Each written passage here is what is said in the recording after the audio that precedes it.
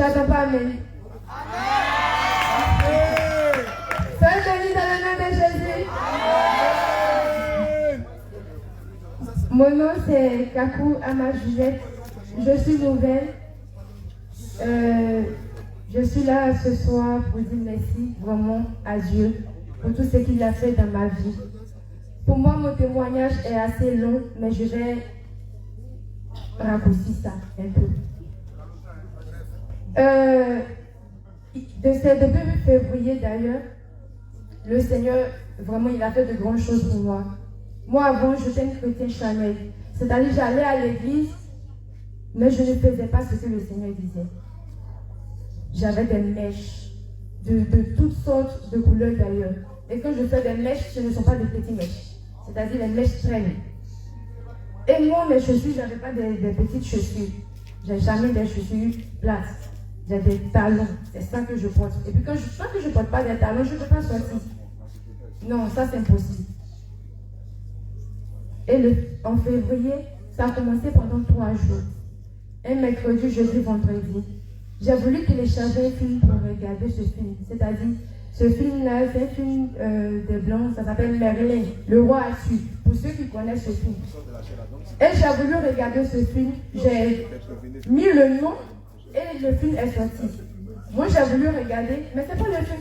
Il y a une dame qui sort et elle me dit comme ça: Shalom, peuple de Dieu, ma soeur, toi qui es assise là, qui me regarde, qui m'écoute, le Seigneur m'a mis à cœur de venir faire ce témoignage pour toi. Je dis, ah, mais c'est ta mère, raconte quoi d'abord? Elle dit, moi je pose la question dans mon cœur, elle a souri, mon téléphone, la dame là me sourit. Elle me dit, ma soeur, le Seigneur m'a envoyé pour toi. Je dis, ah, je regarde d'abord derrière, mais je suis seule. Mon chef, il est de l'autre côté. Elle me dit, d'abord, je n'ai jamais entendu parler du dépouillement. Depuis que je vais à l'église, je n'ai jamais entendu parler du dépouillement. Ce que c'est que la sanctification, je ne sais pas. Mais on me disait comme ça, non, toi, tu vas réussir, on sait que tu vas aller de l'autre côté, tout ça, c'est tout ce que moi je savais. Mais je marchais dans la fornication, l'adultère, tout ça, je le faisais. Mais on me dit, je vais être béni, c'est tout ce qu'on me disait. Mais la vie de sainteté, je ne savais pas ce que c'était. Et cette dame, elle me parlait du dépouillement. Elle me dit comme ça que le Seigneur n'aime pas les mèches, les faux ongles, tout ça, ça ne le glorifie pas. D'abord, j'étais une chrétienne, une soi-disant chrétienne, mais je n'avais pas de Bible. Ma Bible se trouvait dans mon téléphone. Et j'aimerais dire à quelqu'un, ce soir, quelqu'un qui me regarde, qui m'écoute, bien aimé, si tu es dans cette situation, le Seigneur n'aime pas ça, il faut arrêter. Il faut te trouver une vraie Bible. Pas les Bibles qui se trouvent dans ton téléphone. Il faut arrêter ça. Le Seigneur n'aime pas tout ça. Et c'est comme ça, cette dame en question me parlait comme si je suis arrêtée et une personne me parle dans mon téléphone. Et cette dame me dit comme ça, il faut enlever les mèches, le Seigneur n'aime pas, il faut te débrouiller. Je dis, mais cette dame elle me raconte quoi? Le Seigneur, Dieu, c'est le cœur, il regarde. Il n'a pas besoin de tout ça, non.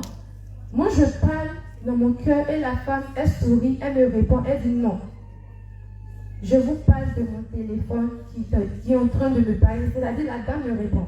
Et moi je suis en train de parler. Et mon chef me regarde d'abord, puisqu'on est deux dans le bureau. Il me demande, ah mais ça va? Je dis non, chef, ça ne va pas. Il y a cette dame là, moi je veux regarder mon film et cette dame, elle est en train de me parler du dépouillement. Il dit, mais tu racontes quoi? Je dis, je prends mon téléphone, je lui montre mon téléphone. Lui, il voit le film Merlin qui est en train de se passer. Mais non, moi je vois la dame là. Quand moi je m'assois, c'est une dame qui me parle.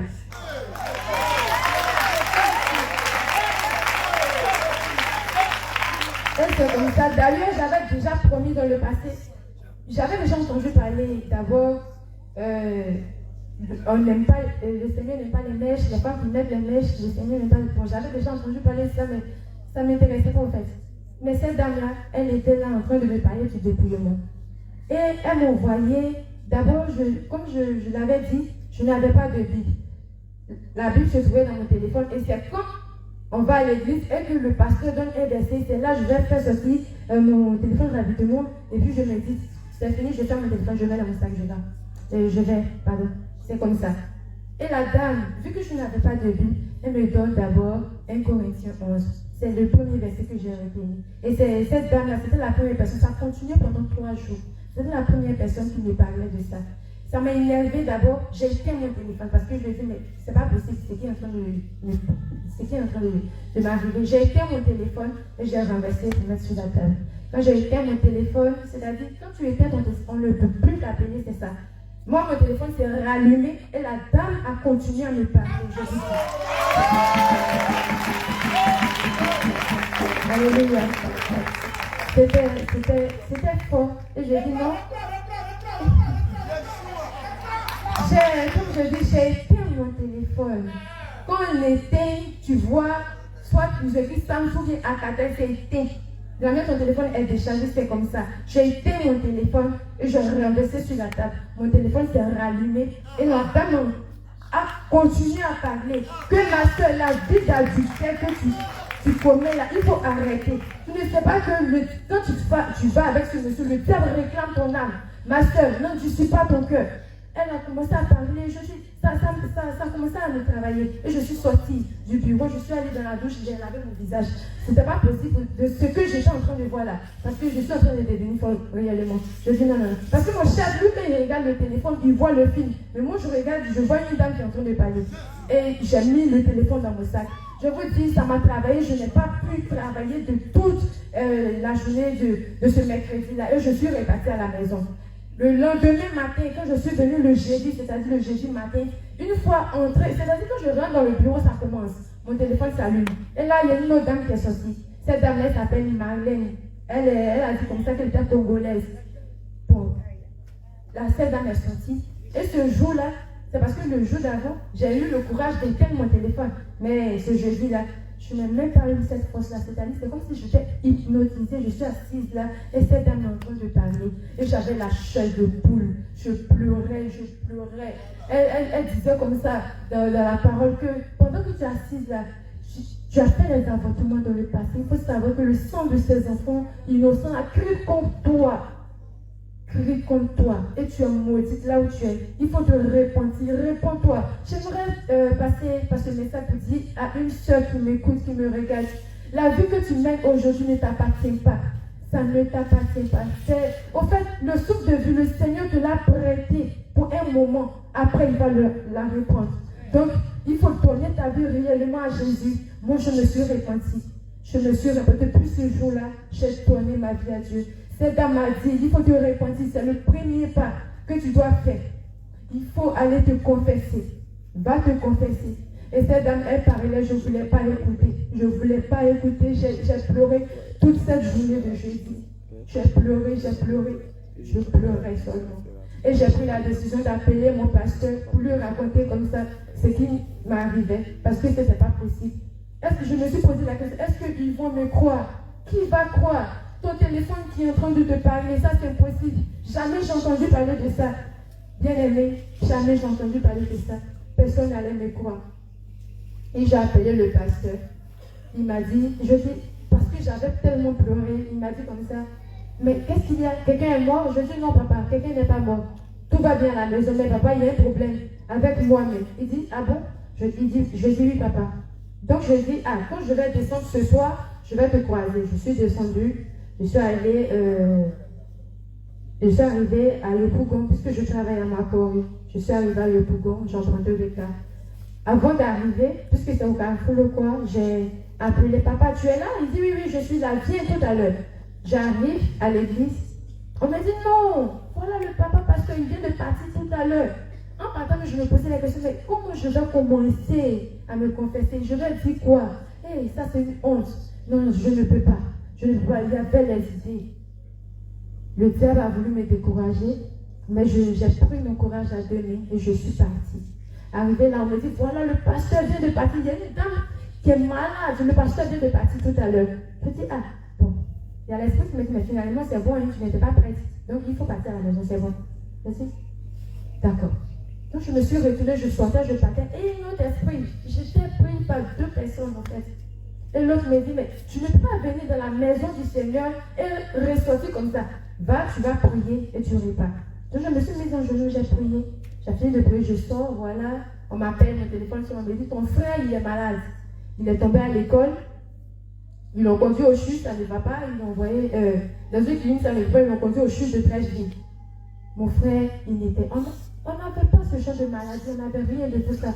Mon frère, il se portait bien. Arrivé à l'hôpital, on dit non, il a le poumon perforé, son foie est détruit. Ils ont cité plusieurs maladies ce même jour-là. Et ils ont demandé 1 400 000 pour commencer le traitement. Où est-ce qu'on va lever l'argent? Notre papa ne vit plus, notre maman, elle est agent de sécurité. On va lever l'argent où? Vraiment, ça n'allait pas du tout. D'abord, j'ai appelé ma maman et j'ai dit, maman, quand je vais arriver à la maison, j'ai quelque chose à t'expliquer. C'était la situation que je vivais au travail, que j'ai voulu l'expliquer. Et voilà, je n'ai pas eu l'occasion avec la situation de mon frère pour l'expliquer. Et j'ai oublié tout ça. À 0 heure, ils ont libéré mon frère et ma maman. On dit, si on ne trouve pas l'argent, il a 24 heures pour vivre. Je suis venue avec lui, il est toujours derrière. La personne qui a 24 heures pour vivre aujourd'hui, il est là. Je vous dis ça depuis février de ce mois. Il est là. Ça, c'est l'œuvre du Seigneur Jésus.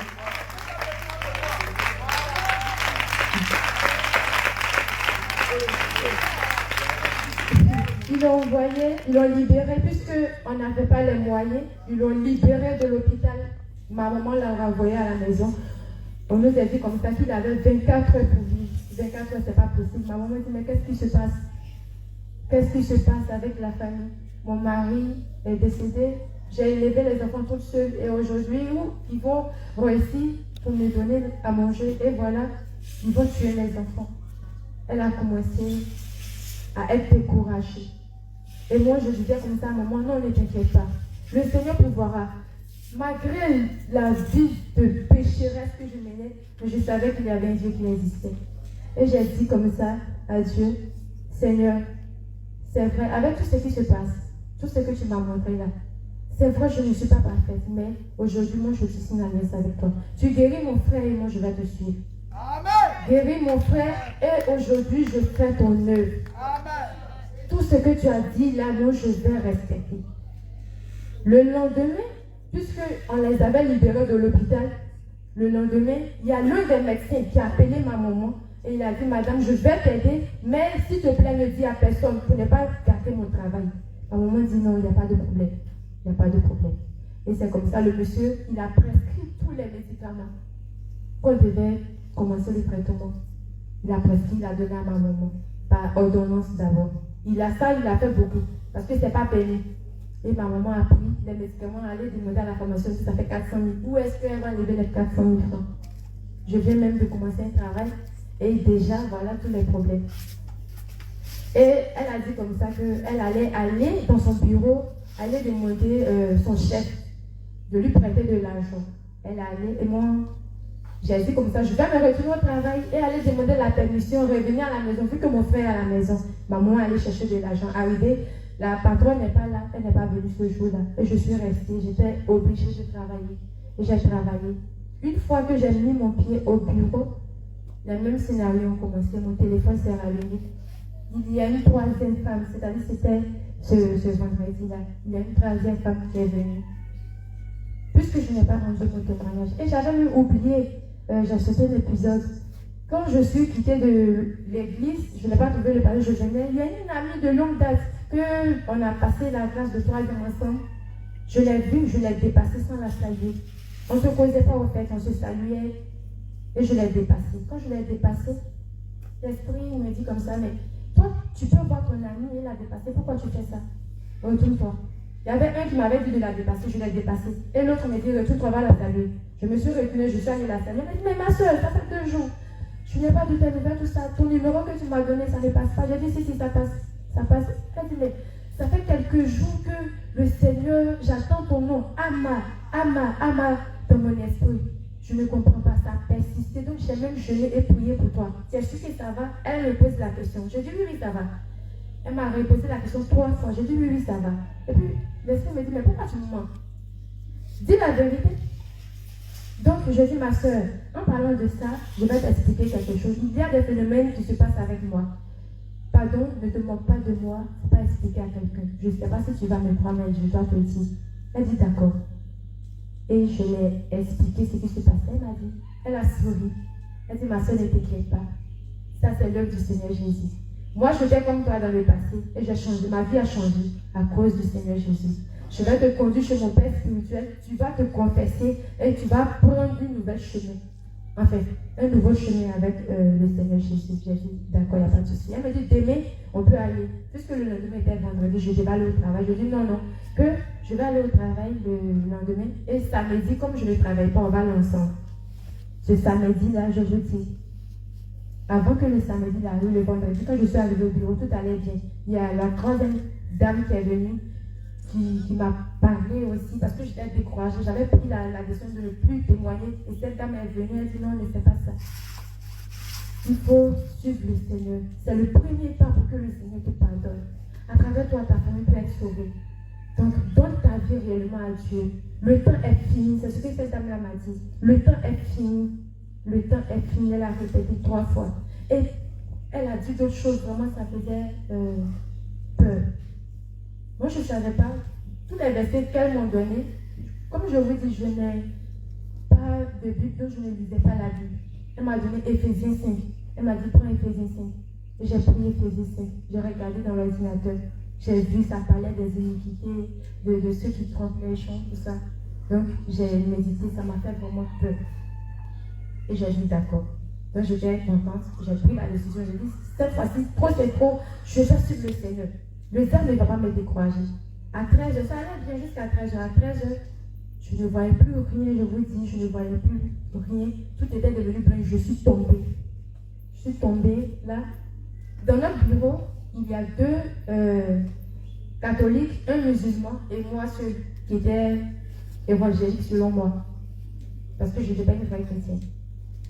Donc c'est comme ça, je suis tombée. Mon chef n'était pas venu ce jour-là, il avait pris son congé. Et je suis tombée. C'est à 17h, le musulman, en partant à la maison, il me dit, Ama, ça va? Je dis non, ça ne va pas. Parce que je suis tombée, je ne sais même pas si j'avais de ces migraines. Parce que la veille, j'avais déjà enlevé les mèches. Les paroles de ces dames m'ont tellement touchée que j'ai enlevé tous les mèches. Je me suis dépouillée. J'ai tout enlevé. Ce jeudi-là, j'ai ramassé tous les maquillages. Parce que je peux vous dire, je peux passer au moins 1h30 devant le miroir. Et je ne sais pas ça, voilà mon frère. Je passe tout mon temps à me maquiller. Je peux passer 1h30, ma maman parle. Ça, c'est pas mon souci. Devant le miroir, je vous dis, s'il y a quelqu'un qui fait ça, il faut arrêter. Le Seigneur m'a interpellé aussi pour ça. Et c'est comme ça, je suis tombée. Et le musulman est venu me toucher, il m'a dit, mais il est là, tout le monde part à la maison, fait comment? Je dis, je ne sais pas, je ne peux pas marcher. Et il m'a tenu un peu, nous sommes descendus à l'escalier, arrivés dans la cour. Une fois que j'ai vu la lumière, je ne pouvais plus regarder. J'étais devenue comme aveugle. Et on m'a porté, venue à la maison. Là, c'était grave. Je ne voyais plus rien. Les voisines, elles sont allées chercher un peu de médicaments partout. Et ils sont allés chercher même un monsieur Aoucha. Lui, quand il est venu, il dit, on m'a lancé un sort. On m'a lancé un sort, donc c'est ce qui fait que je suis dans ce état-là. Il a fait de ces médicaments un peu. Et puis, je me suis réveillée. Le lendemain, je ne pouvais plus parler. Je rendais. Parce que j'avais rendez-vous à l'hôpital et à l'église avec mon ami que j'ai croisé cette nuit-là. Je devais aller me confesser. D'accord. Et c'est comme ça, je ne pouvais plus rien faire. Mon amie, elle a appelé, c'est ma maman qui a décroché et mon frère allait la prendre. Une fois, elle arrive à la maison. Il m'a dit, mais ma soeur, qu'est-ce que tu ne vas pas? Hier, tu allais bien? Je dis, oui, hier, j'allais bien. C'est parce que je vais aller me confesser que tout ça m'arrive. Mais je ne vais pas baisser les bras. Même si ça peut me mettre dans un brouette, mettez-moi, vous allez me pousser, je vais partir. Je dois me confesser. Le diable n'aura pas la victoire cette fois-ci-là. Et c'est comme ça, ils m'ont pris un peu. Voilà mon frère. Et nous sommes partis. Arrivés là-bas. Le temps, je vous dis, il y avait le soleil, c'était parfait. Mais une fois là-bas, le vent, il a tellement plu. Parce que j'avais déjà commencé et puis le vent est venu un peu partout. Vraiment, c'est comme ça que j'ai choisi Jésus. Voilà comment le Seigneur m'a interpellé dans la vie que j'étais. Je vais m'arrêter là parce que mon témoignage est un peu long. Une prochaine fois, je vais terminer. Donc, je remercie le Seigneur pour ça. 1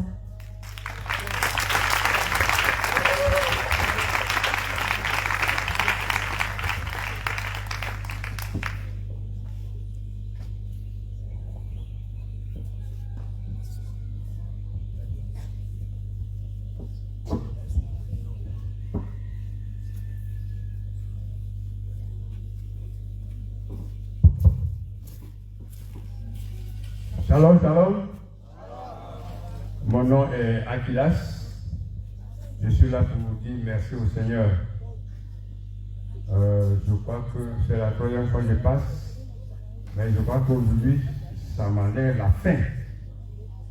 La fin parce que je suis arrivé ici comme un véritable novice. Je ne connaissais rien dans la prière parce que c'est ici que j'ai appris ce que c'est que la sainte doctrine. Un élément nouveau pour moi. Alors, je me suis engagé jusqu'à ce jour. Et depuis le jeu de 21 jours, je crois que ma vie a basculé. J'ai commencé à appliquer réellement la parole en suivant les prières avec l'apôtre le matin à 5 heures et puis également avec le pasteur Anouma. Hier, il y a beaucoup de choses qui sont passées au cours de la prière. J'ai senti ma délivrance. J'ai commencé la délivrance depuis hier nuit, où j'ai passé mon temps à bailler, à avoir des larmes. Je savais que quelque chose se passait. Au cours de la prière, pour la première fois, je vois mon âme sortir de moi. Mon âme était turbulente, excusez-moi. Elle sort et puis je dis, mais cet esprit, il ne faut pas regarder mon âme. Et puis elle revient, ainsi de suite. Après, le pasteur a prié pour moi. Je savais déjà que quelque chose se passait.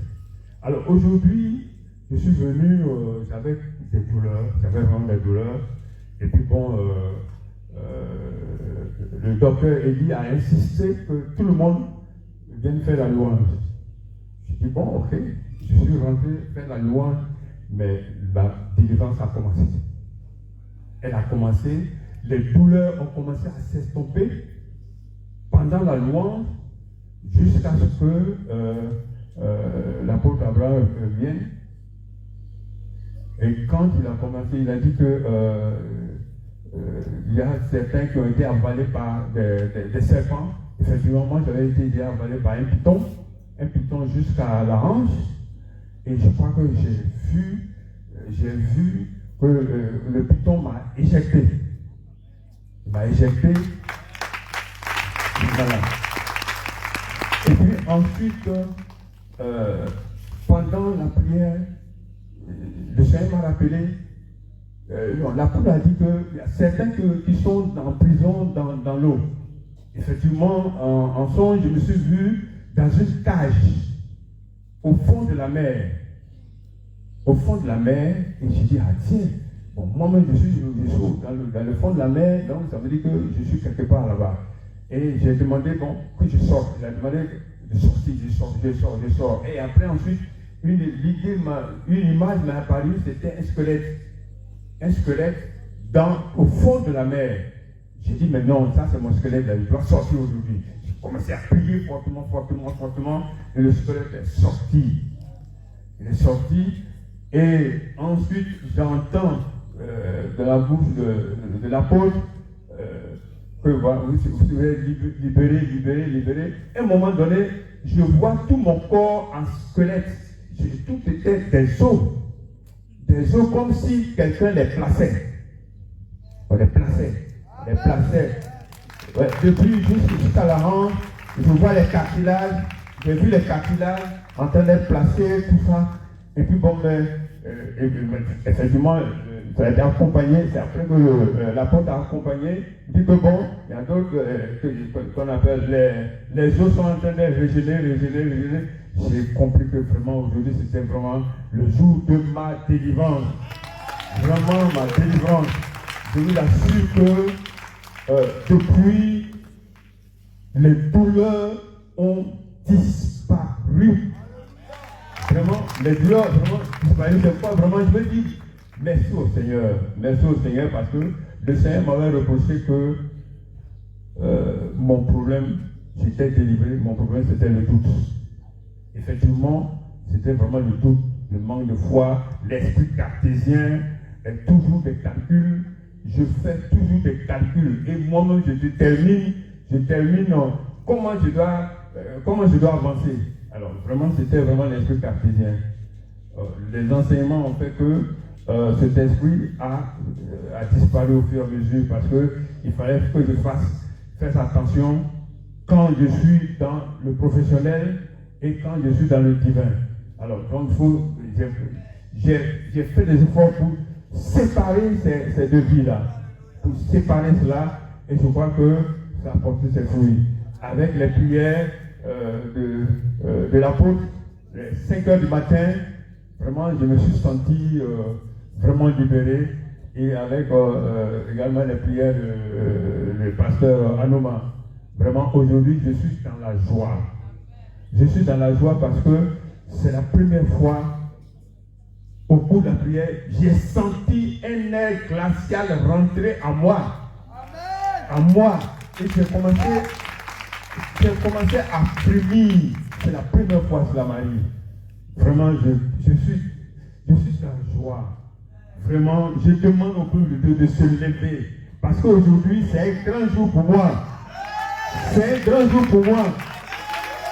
J'ai tant attendu. Depuis 2009, j'ai tant souffert pour y arriver. Vraiment, j'ai vraiment souffert. Je bénis le nom du Seigneur pour cette guérison, pour cette délivrance. Vraiment, quand le Fils vous a franchi, vous êtes vraiment libre. Vraiment, je bénis le nom du Seigneur pour cela, au nom de Jésus.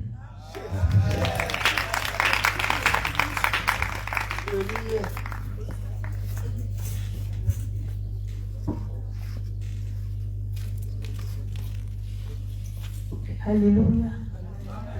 Shalom, shalom, peuple de Dieu. Que le Seigneur vous bénisse. Bon. C'est un message que le Seigneur m'a donné pour l'Église, que je voulais partager avec vous. J'ai voulu garder, mais le Saint-Esprit ne fait que me menacer. Donc je ne peux pas garder ce message. Ça fait quelque temps que j'ai eu une vision. Je me suis réveillée le matin et j'ai prié. Quand j'ai fini de prier, je me suis couchée.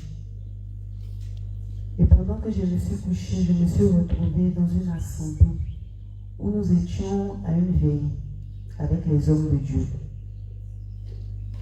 Et pendant ce moment, moi je suis sortie de la salle. Je suis partie juste derrière la salle. De là, je suis partie trouver une baffe qui était branchée. Et la baffe, comme les radios de 1950 là. Et là, c'était Lucifer qui était dans la radio qui parlait. Et il a commencé à me parler en me donnant des secrets. Comment est-ce qu'il fait pour faire tomber l'église du Seigneur? Et pendant qu'il parlait, il riait comme ça. Ha ha ha ha ha. Il dit que lui, Lucifer, il se base beaucoup sur la jeunesse de l'église pour faire tomber l'église du Seigneur. Que la jeunesse est le pilier de l'église. Si le pilier est malade, comment est-ce que l'église pourra résister? Il a donné beaucoup de ses secrets, mais j'ai oublié, le Seigneur m'a fait rappeler certains. Il a dit qu'il se base sur la séduction. Il dit que beaucoup ont confessé encore notre Dieu. Il dit notre Dieu, mais encore en eux la séduction. Que Lucifer se base dessus pour faire tomber l'église. Il a parlé de l'impudicité dans l'église. Il dit que lui, Lucifer, il dit, beaucoup confessons encore notre Dieu et acceptons de marcher avec lui véritablement.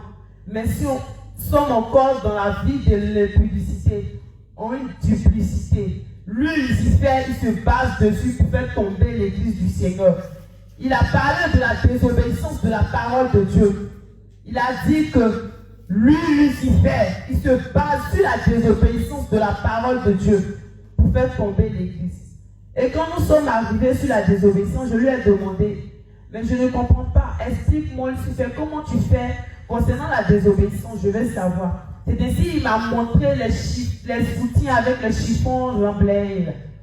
Il a dit, voici les hommes. Remboulé, excusez-moi. Il a dit, voici les hommes. Surtout les femmes. C'est difficile pour une femme de marcher selon la parole de votre Dieu. Il dit, beaucoup sont dépouillés dépouillées. Elles viennent ici étant dépouillées. Dans l'assemblée, elles sont dépouillées. Mais en dehors de l'église, c'est du n'importe quoi. Beaucoup se cachent encore et portent ces choses. Lui, Lucifer, il ne dit rien. Mais il nous attend au lieu du tourment. C'est là-bas que lui travaille.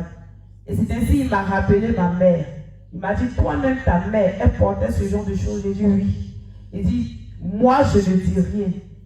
Raison pour laquelle je vais la torturer au lieu du tourment. Je voulais lui supplier en lui disant que, mais s'il te plaît, tu ne peux pas faire du mal à ma mère.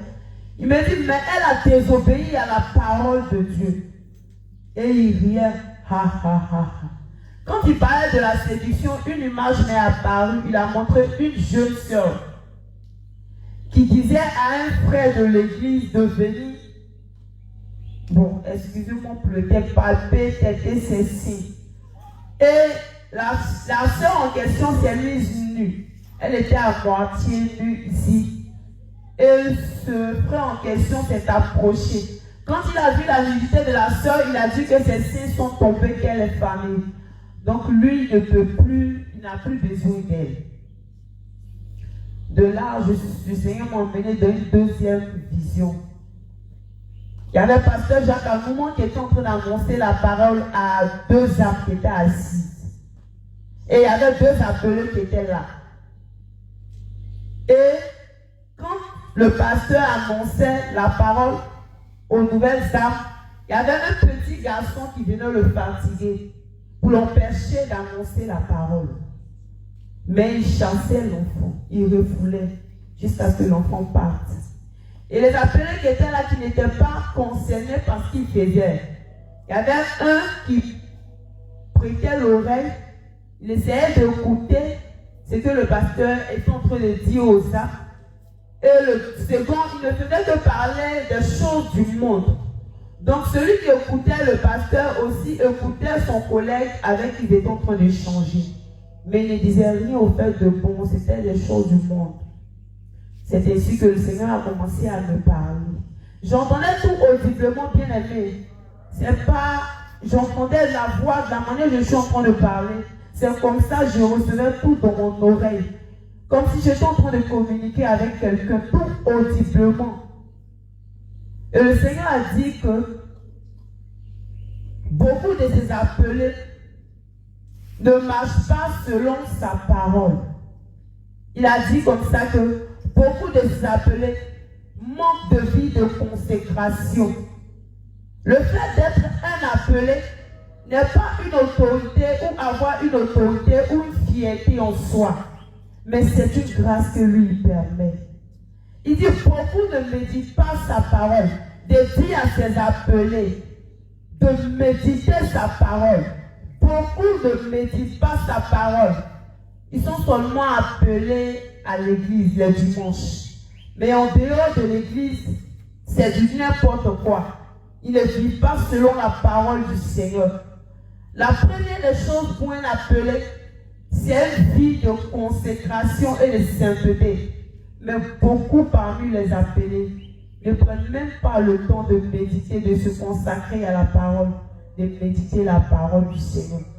Le Seigneur a dit de dire à ses appelés de chercher véritablement une vie de consécration, de chercher véritablement une vie de sainteté et de dire à son église, surtout aux femmes, d'être véritablement dépouillées. Le fait d'être dépouillé n'est pas le fait d'être vu aux yeux des hommes de Dieu comme aux yeux devant le peuple de Dieu comme étant une bonne personne.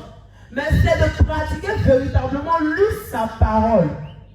Il pouvait me le dire lui-même, mais il a laissé le diable me le dire pour que je sache que ces choses-là envoient en enfer. Et moi-même, je me posais la question, je disais, mais comment est-ce que les soutiens où il y a les chiffons, ça peut envoyer quelqu'un en enfer? Moi-même, je me posais la question.